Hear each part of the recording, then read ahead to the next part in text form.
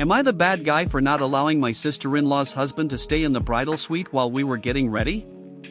For my wedding day, we rented a hotel suite in the city. I paid for hair and makeup for all my bridesmaids, and as a courtesy I also paid for my mother-in-law and my sister-in-law.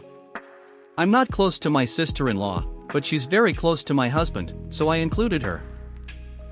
On the morning of the wedding, my mother-in-law and sister-in-law arrived late because my sister-in-law and her husband had been on a beach trip. When they arrived, my sister-in-law brought her husband into the suite with his clothes to get ready for the wedding later, which surprised me because she didn't mention anything about bringing him with her. All three of them sat on the couch, and her husband stayed there on his phone. I texted my husband asking if he was supposed to stay and get dressed there. He didn't know either.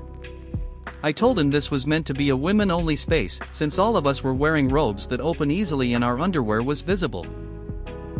I asked my husband to tell his sister that her husband could wait in the hotel lobby, but she refused and was also against the idea of him driving back alone to our house to get ready with my husband and groomsmen cause she didn't want to risk him getting lost since he's from another country. He's from Puerto Rico, we're from the Dominican Republic, and he has traveled around the DR many times on his own.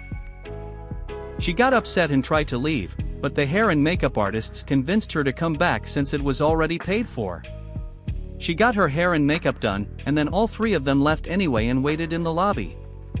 They even ended up getting dressed in the lobby bathroom, even though my mother-in-law and sister-in-law were allowed to stay in the suite if they wanted to.